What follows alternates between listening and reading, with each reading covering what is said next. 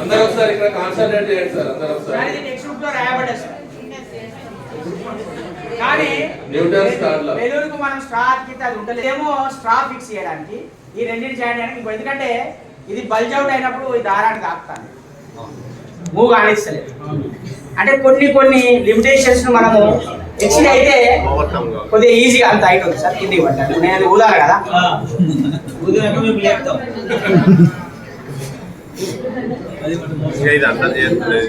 ఇది అందరు చేసేదే సార్. ఎటు పోతుంది సార్ ఇప్పుడు ఇది?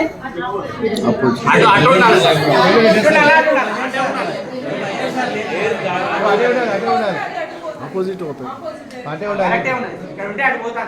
ఆపోజిట్ అవుతుంది. టెక్స్ట్ బుక్ లో యాక్టివిటీ సార్.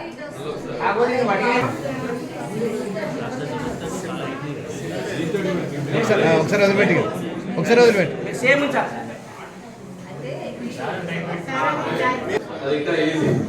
చీపురు పుల్లలను స్ట్రా ముక్కలతో చేసినాం సార్. ఇవి వాటర్ బాటిల్లో క్యాప్స్.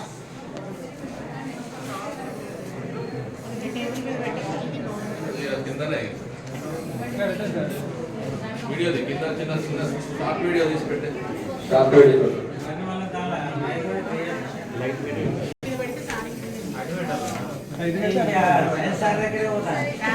చెప్పడం జరుగుతుంది sir.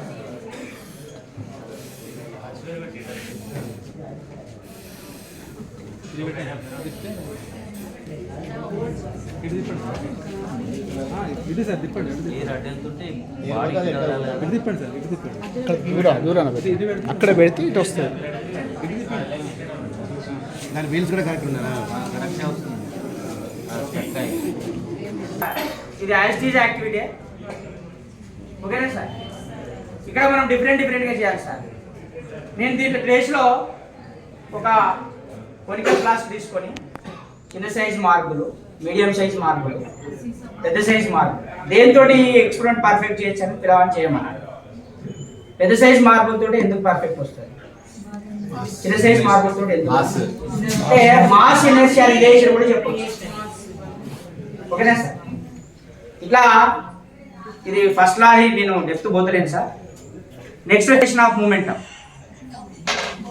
Law of conservation of momentum Newton's న్యూటన్స్ క్రాడిల్ తో చేయబడుతుంది సార్. ఎక్కడైనా కూడా న్యూటన్స్ క్రాడిల్ అనేది హ్యాండిల్ చేయడం చాలా రిస్క్. అది కాస్ట్ కూడా బాగున్నది. అది 700 పైన అయితేనే చిన్న క్రాడిల్ వస్తుంది. అవి ఆ దారాలకి ఇట్లా మనము కరెక్ట్ మెయింటైన్ చేయకపోతే ప్యాకింగ్ కాడ తేడా వచ్చింది అనుకోండి, నెక్స్ట్ యాక్టివిటీ చేసినప్పుడు అది ఏం రాదు. నేను ఇప్పుడు దీన్ని మార్బుల్స్ తోటి చేస్తాను సార్. పైకి చెప్తా సార్. నేను సార్ చేసేటప్పుడు టేబుల్ చేసినా కూడా ఏం లేదు సార్. వీటి యొక్క మోషన్ అనేది రెక్టిలినియర్ మోషన్ ఉండాలి, ఫ్రిక్షన్ సేమ్ ఉండాలని ఈ ట్రాక్ చేసిన సార్. ఈ ట్రాక్ ఎఫెక్ట్ అదే ట్రాక్ మీద కనుక మూవ్ అయిపోయిందంటే ఇప్పుడు నేను టేబుల్ లో పెట్టి చేస్తాను. ఎన్ని వచ్చింది సార్ బయటికి? ఒకటే వచ్చింది. ఇప్పుడు నేను 2 మార్బుల్స్ తోటి కొడతా.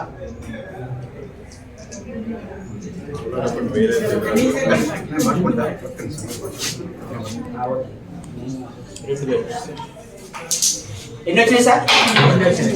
2 వచ్చినాయి. టేబుల్ పెడతాను సార్.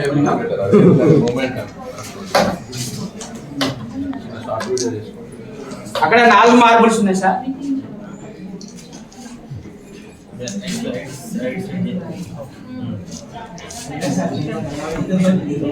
ఒకటి బయటకు వచ్చింది సార్. ఇప్పుడు నేను 2 కొడతాను సార్. ఇక్కడ అక్కడ 3 ఉన్నాయి సార్, 2 బయటకు వచ్చినాయి. నేను ఇప్పుడు ఇక్కడ 2 ఉంటాయి సార్, నా దగ్గర 3 ఉంటాయి సార్. ఇప్పుడు క్వశ్చన్ పిలవాలి. ఇది థర్డ్ ప్రొవోకింగ్ క్వశ్చన్. ఇంతకుముందు నేను పొలైట్ చేసిన వాడికంటే అక్కడ రెస్ట్లో ఉన్నాయి ఎక్కువ ఉన్నాయి కాబట్టి అక్కడ ఎన్నైనా పాసిబిలిటీ ఉన్నది, ఈక్వల్ పాసిబిలిటీ ఉంది. కానీ ఇక్కడ ఈక్వల్ పాసిబిలిటీ లేదు. ఎందుకంటే I'm beading with 3 marks but there is only 2. ఈ కండిషన్లో ఏమవుతుందని అడగాలి. ఆ పిల్లవాడు సేమ్ రావాలి కదా కాన్సెప్ట్. ఇంతకుముందు 2 ఎక్స్పెరిమెంట్లలో ఎన్ని మార్కుల్స్ తోటి మనం కొడితే అన్ని మార్కుల్స్ బయటికి రావాలి, ఫస్ట్ కాన్సెప్ట్ అది. కానీ సెకండ్ డౌట్ ఏంటిది, అక్కడ 3 లేవు మరి. అంటే 3 బయటికి పోవాలంటే ఏం చేయాలి? ఇక్కడ నుంచి దానికి యాడ్ కావాలి.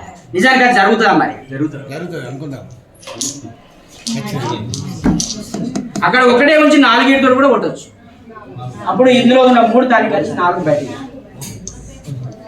అంటే ఇక్కడ when the velocity is constant before the collision, after the collision mass is same.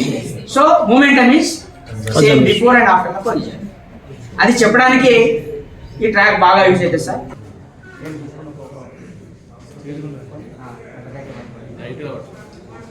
Sir ఇప్పుడు ఇది సిచ్యువేషన్ సార్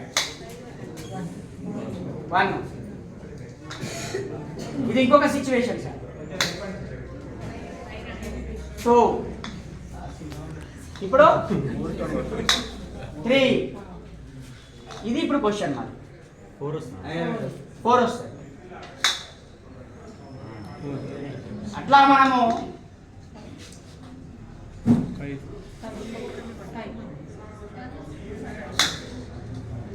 పర్ఫెక్ట్ గా రావాలి, ఫ్రిక్షన్ లెస్ అయి ఉండాలి. కొంచెం ఫ్రిక్షన్ కాదు కానీ మేము టైట్